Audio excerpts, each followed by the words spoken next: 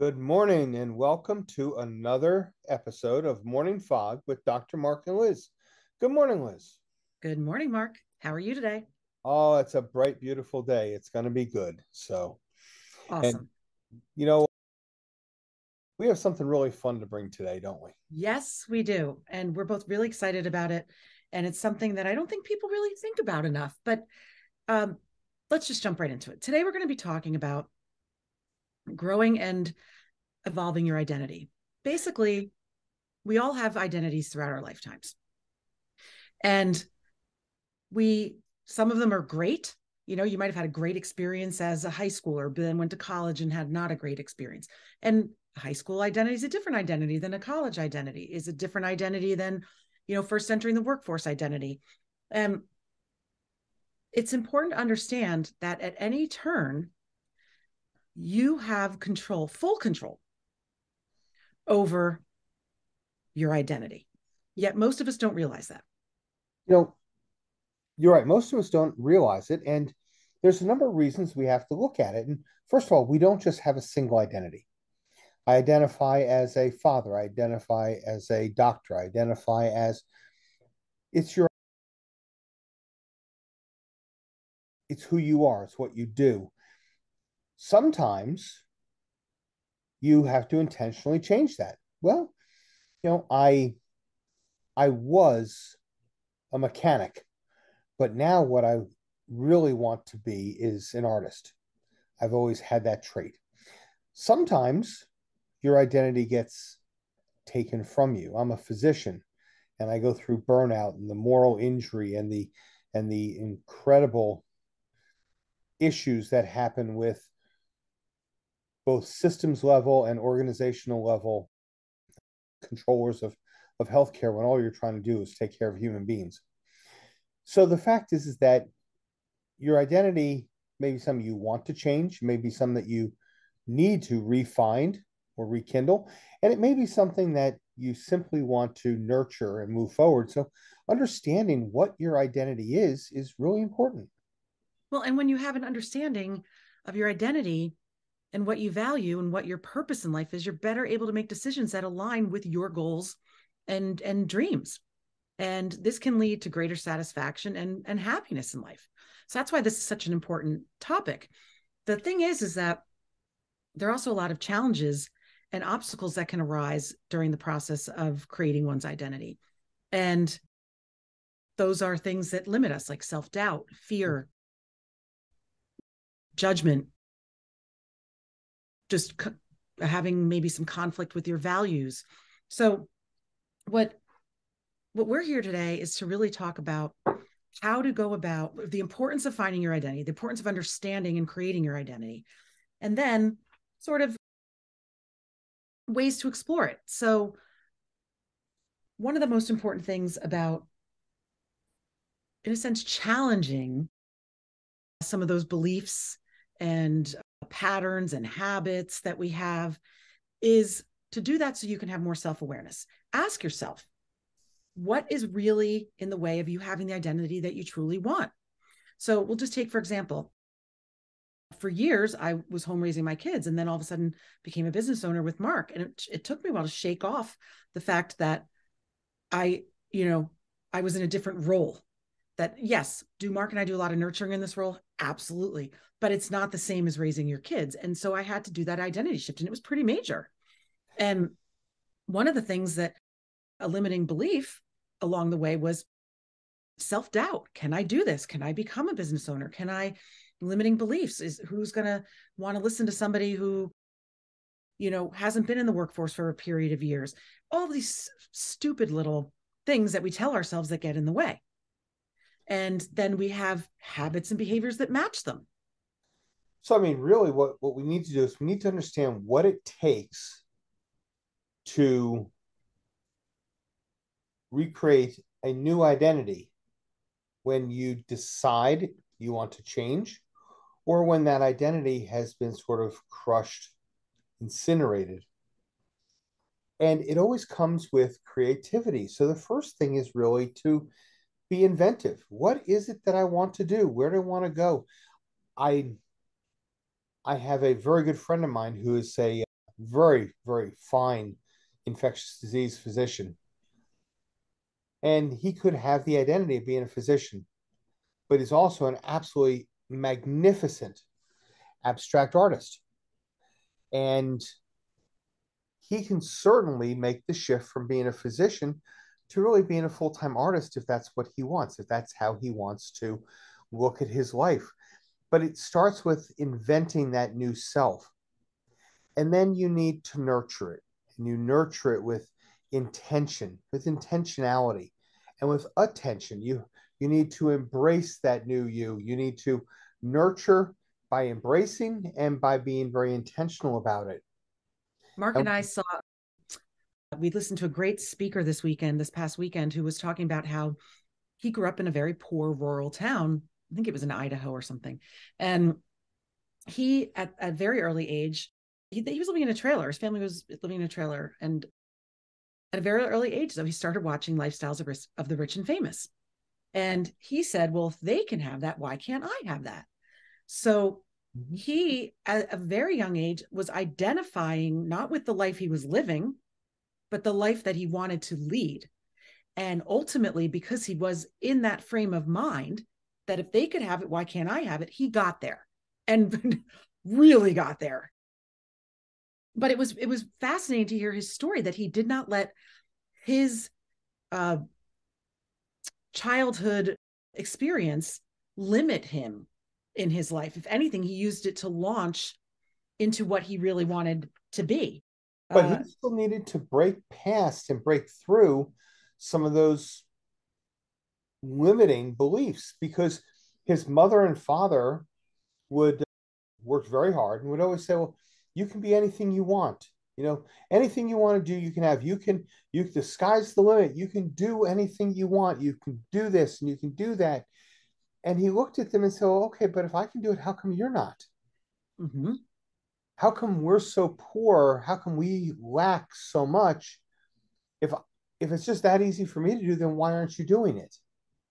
So he had to get past that. So he saw the vision, but life isn't easy. People who are successful didn't just, sort of, you know, twinkle their nose or, nod their head like the old, 1960s I Dream of Genie Bewitched.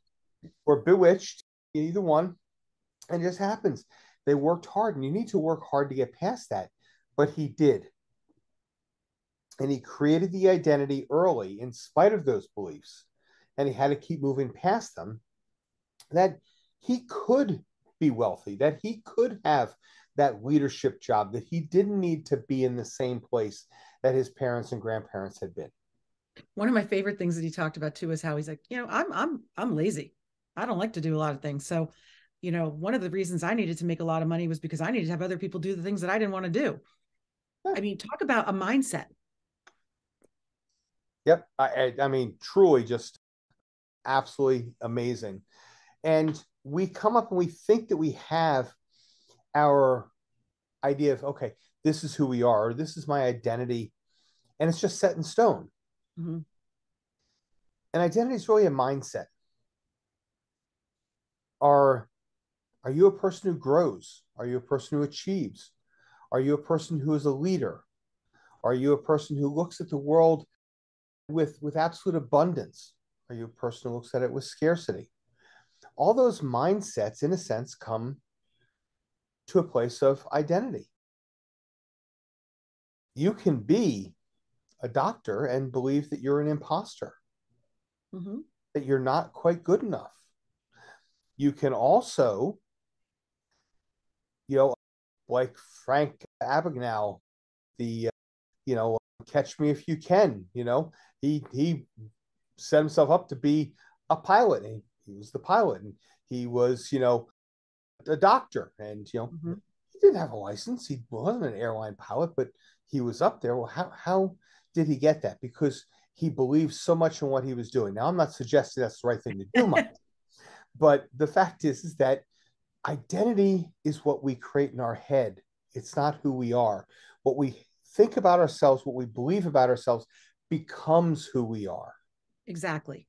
So how do we start to do it? One of the first things that you can do is start to understand, identify what are your core values. What matters to you? Is it integrity? Is it compassion? Is it teamwork? Is it creativity? What is it? And then start to think about some of your own unique strengths. Are you resilient? Are you one who perseveres? Is honesty the most important thing to you? Is love? Is it um, love of learning? Is it respect? Whatever it is that matters most to you. And with that, you then can take and you can start to reinvent yourself by asking, what is it that I want to change? Yeah. What is it about me that's empty? What is it about me that's hollow? What is it about me that I'm fighting the current? I'm trying to do things I'm not incredibly strong at rather than focusing on those things that I am incredibly strong at. So when you look at your core values, you have an idea then of, okay, what do I need to change in myself to become that next better version? And one of the other things too is to have a role model. I mean, like that man, he looked at lifestyles of rich and famous, and that was his role model. That's what he wanted. He wanted the fancy cars, the fancy house, the fancy vacations, the fancy life.